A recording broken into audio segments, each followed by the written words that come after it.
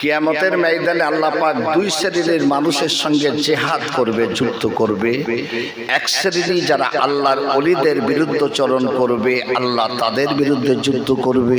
দু নাম্বার হলো দুনিয়ায় যত সুদখোর আছে, আল্লাহ তাদের বিরুদ্ধে জিহাদ করবে। আল্লাহ বলছেন বিসমিল্লাহির রহমানির রহিম, উদউনি আস্তাজিব লাকুম। তোরা আমার কাছে চা, আমি তোদের সব দেব। একবার জোরে হবে। কার কাছে চাইবেন? কার কাছে মাথা নত কার কাছে করবেন? কার ইত্তেবা করবেন? কার অনুসারী হবেন? জি, আমি ছোট্ট করে বোঝানোর জন্য বলে যাচ্ছি। দিল্লির বাদশা ঔরঙ্গজেব রাহমাতুল্লাহ আলাইহি, নাম শোনা আছে তো নাকি গো? দিল্লির বাদশা ঔরঙ্গজেব, উনি রাজদরবারে বসে আছেন। হঠাৎ করে রাজদরবারের মধ্যে একটা বৃদ্ধ মানুষ এসে দাঁড়িয়ে গেলেন। বাদশা ডাক দিলেন, কি ব্যাপার? আমার রাজদরবারে কে আপনি? টুকটুক টুকটুক করে কাছে এলেন, এসে বললেন, ঔরঙ্গজেব তুমি আমাকে চিনতে পারছো না? বুঝছেন না তো? বললেন, আমি তোমার সেই বাল্যবেলার ওস্তাদ মোল্লা জিয়ন রাহমাতুল্লাহ আলাইহি। জোরে বলুন একবার সুবহানাল্লাহ। যেই বলেছেন আমি তোমার সেই বাল্যবেলার ওস্তাদ মোল্লা জিয়ন, সঙ্গে সঙ্গে বুকে জড়িয়ে ধরে নিয়েছেন। হুজুর, আপনি আমার রাজদরবারে কি জন্য এসেছেন? বললেন, বাবা আমি শুনলাম আমার প্রিয় ছাত্র ঔরঙ্গজেব দিল্লির বাদশা, তাই আমি বহু দূর থেকে এসেছি। আমার একটা কন্যা আছে, তার বিবাহ দিতে পারছি না, বহু বয়স হয়ে গেছে, বিবাহ ঠিক হয়ে গেছে, আমাকে কিছু সাহায্য করো। হাত কার কাছে পাততে হবে? কার কাছে পাচ্ছে? কার কাছে? দিল্লির বাদশা। চাইতে হবে কার কাছে? আল্লাহর কাছে। ঔরঙ্গজেব রাহমাতুল্লাহ আলাইহি একটি টাকা দিলেন, এটি হলো আমার পক্ষ থেকে আপনার মেয়ের জন্য আমি দিলাম, বিবাহের জন্য। এই বাবু, 1 টাকায় বিয়ে হবে? ভারতবর্ষের প্রধানমন্ত্রী যদি মনে করে একটা মেয়ে নয় 100 মেয়ের বিবাহ দিতে পারে না, ইন্টার খরচা করতে পারে না, কিন্তু দিল্লির বাদশা 1 টাকা দিলেন। খুব চিন্তায় পড়লেন, একটি টাকার জন্য আমি দিল্লি এসেছি। বাদশা মোল্লা জিয়ন একটি টাকা নিয়ে টুক করে নিজের ঘরের দিকে এগিয়ে চলেছেন। রাস্তার ধারে একটা বাজার, ওই বাজারে একটা বড় মাছ নিয়ে বসে আছেন একজন মাছওয়ালা। মোল্লা জিয়ন যে বললেন, বাবা মাছটাকে কে বিক্রয় করবেন? বলছে, আপনি ক্রয় করবেন? বলে, হ্যাঁ। কত দাম? আপনি 3 টাকা দেবেন। বলছে, আমার কাছে 1 টাকা আছে, আমি বহুদিন মাছ ভাত খাই নাই, 1 টাকায় মাছটা দিন না আমাকে। মাছওয়ালার মনে একটু মায়া এসে গেছে। ঠিক আছে, দেন। শেষ সময় একটি মাছ আছে, নিয়ে যান। একবার সুবহানাল্লাহ বলেন। কার কাছে চাইছে? কার কাছে? দুনিয়ার মানুষের কাছে। পারে মানুষ দিতে? আল্লাহ যদি কারো চুল ধরে টানে আর দুনিয়ার মানুষ যদি তার পা ধরে টানে, উপরে যাবে না নিচে আসবে? হ্যাঁ, সুবহানাল্লাহ বলবেন না? বাদশার মেয়ের বিয়ে হবে।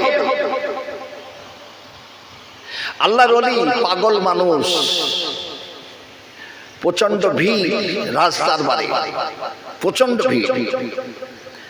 সব অন্য দেশের বাদশার ছেলেরা এসেছে রাজার মেয়েকে দেখতে। রাজার মেয়ে যার গলায় মালা পরিয়ে দেবে তার সঙ্গে বিয়ে হবে।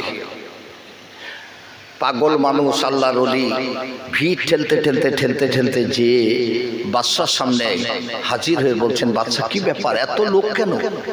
আপনাদের অসুবিধা হচ্ছে না তো? এত লোক কেন?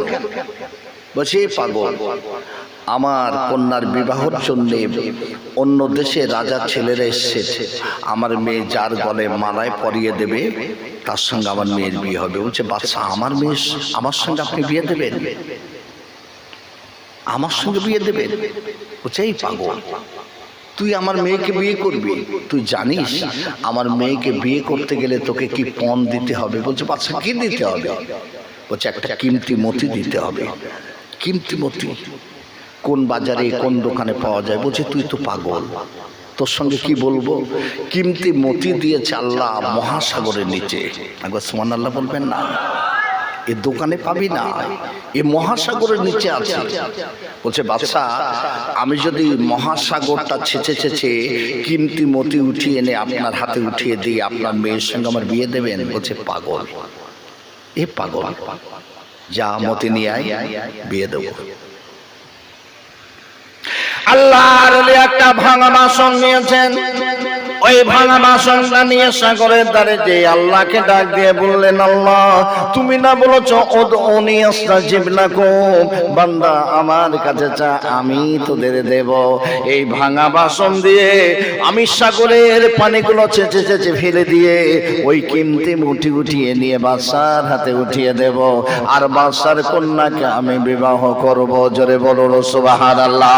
আল্লাহর পাগল ওই পানি ছেঁচতে শুরু করে দিয়েছে, এমন সময় একটা গায়েবী আওয়াজ ভেসে এলো, রে পাগল, ওরে পাগল, পারবি না পারবি না পারবি না ওই ভাঙা বাসন দিয়ে মহাসাগরের পানি শুকাতে তুই আমার কাছে কিমতি মতি চেয়েছিস, ওই পানি উঠিয়ে জমিনে ফেলে দেখ, আমি আল্লাহ তোর জন্য মতি দিয়ে দিলাম।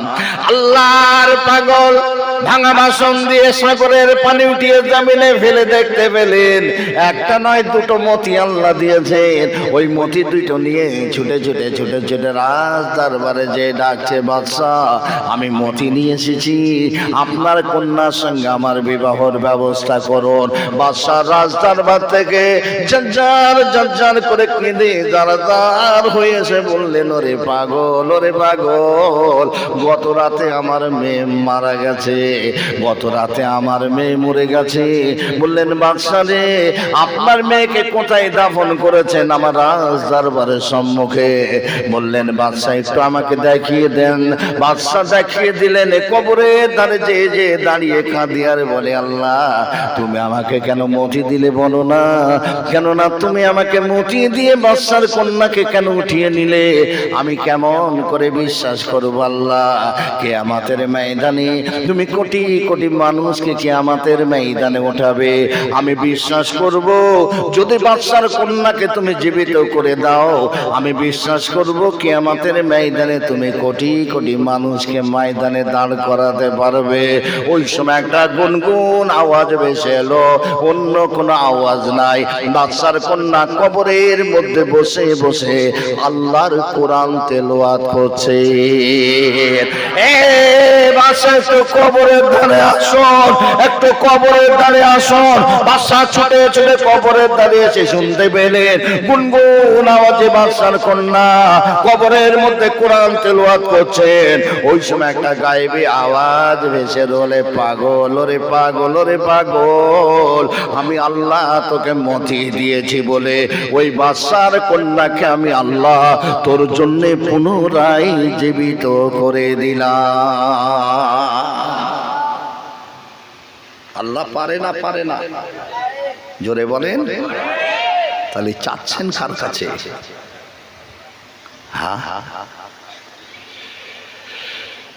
একটি টাকা দিয়ে মাছটা ক্রয় করলেন।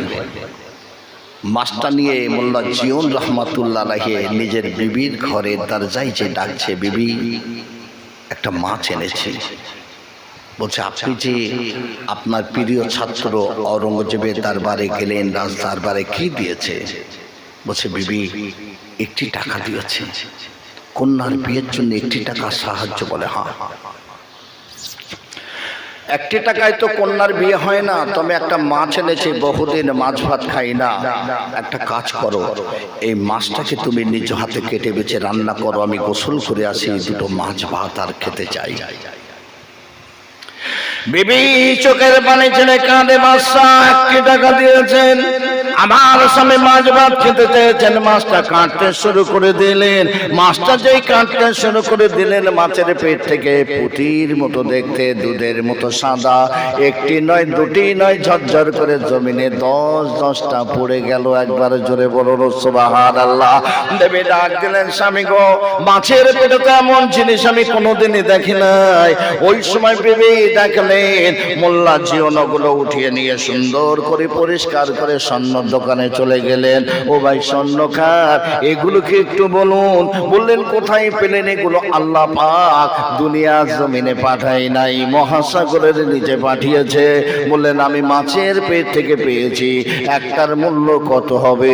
সেই জামানায় বলেছিলেন, একটা যদি বিক্রয় করেন আমি 1 লক্ষ দিনারে দিতে রাজি আছি। একবার জোরে বলুন সুবহানাল্লাহ। 1 লক্ষ টাকায় বিক্রয় করলেন, নিজের কন্যার বিবাহ দিলেন, ঋণী ছিলেন ঋণী পরিশোধ করলেন, এবং 9টি মোটি নিয়ে বাদশাহ ঔরঙ্গজেবের দরবারে চলে গেলেন।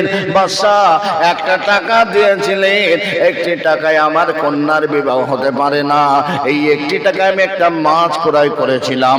আল্লাহ পাক মাছের পেট থেকে 10টি কিমতি মতি দিয়েছে, আমি একটা বিক্রয় করেছি, আমার কন্যার বিবাহ দিয়েছি, ঋণ পরিশোধ করেছি, আর এই 9টি মতি আপনার কাছে এনেছি, এগুলো আমি রাজদরবারে দান করে দিলাম। কার কাছে চাইতে হবে? চান কার কাছে? কাকে ডাকেন? সারাদিন একটাবার আল্লাহকে খুশি করার চেষ্টা করেন না, আমার নবীকে ভালোবাসেন না। জি, অনুরোধ করে গেলাম, আল্লাহকে ভয় করুন। পৃথিবীর জমিনে আপনার আমার কাছে সবথেকে মূল্যবান জিনিসের নাম কি একটু বলবেন?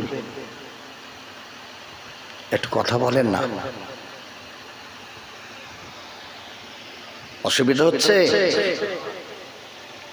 পৃথিবীর জমিনে আপনার আমার কাছে মূল্যবান জিনিসের নাম কি গো? ঈমান। আল্লাহকে দেখেছেন? দেখেছেন? রসুলকে দেখেছেন? অনেকে কাবাকে দেখেছেন? দেখেননি। কোরআন আছে বাড়িতে, তাও কোরআন খুলে দেখি না। কথা ঠিক না ভুল বললাম? 3টে জিনিসের দিকে তাকালেই নাকি, তাকালেই নাকি। 1 হলো কাবা বাইতুল্লাহর দিকে তাকালেই নাকি। 2 নাম্বার হলো কোরআন খুলে কোরআনের আয়াতগুলোর উপরে চোখ বোলাবেন, নেকি নেকি নেকি।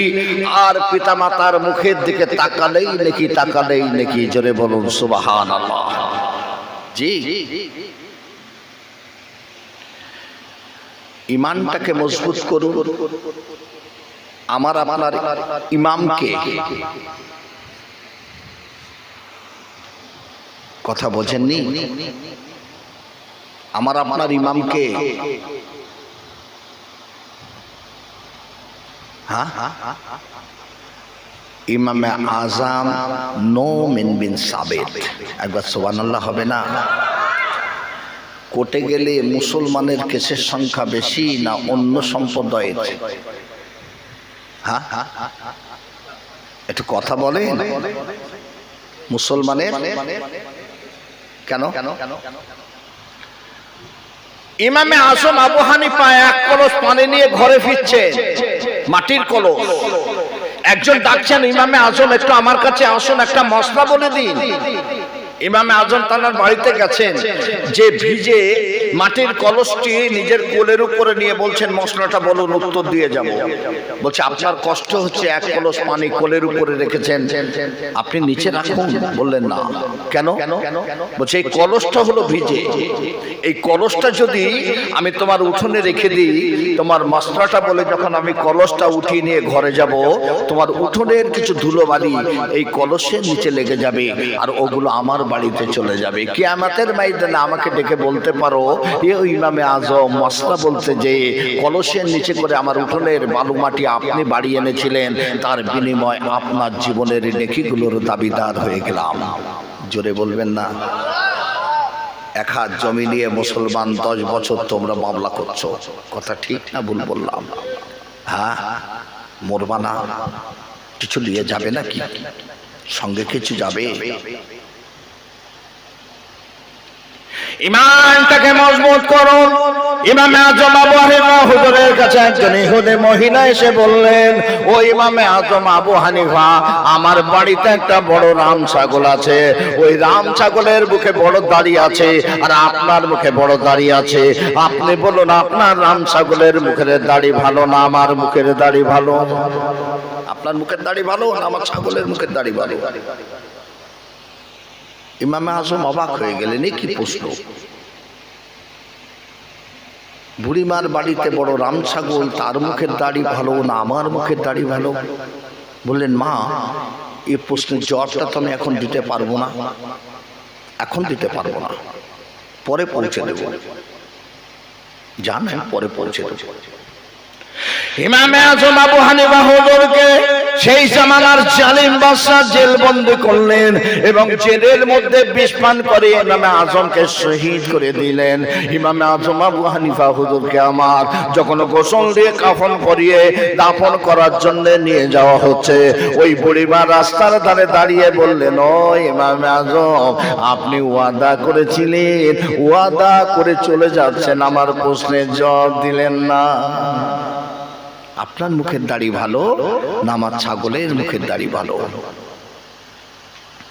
ইমামে আজম আবু হানিফা হুজুর আমার ওই কাফনের কাপড়ের মধ্য থেকে আওয়াজ ভেসে এলো, মা, ওই ইহুদি আম্মা জান, আমাকে জেলবন্দি করে বিষ পান করিয়ে শহীদ করা হয়েছে।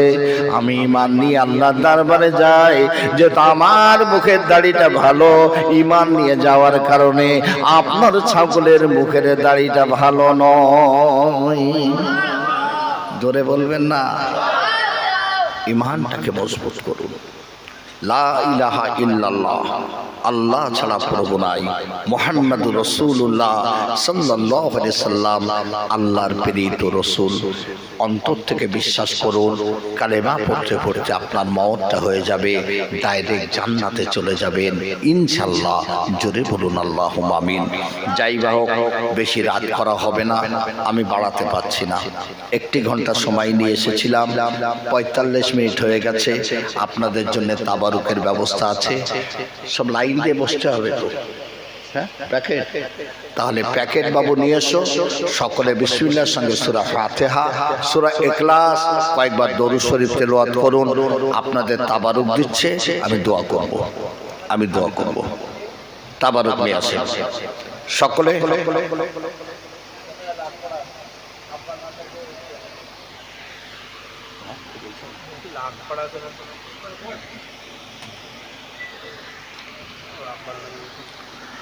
আব্বার নাম কি?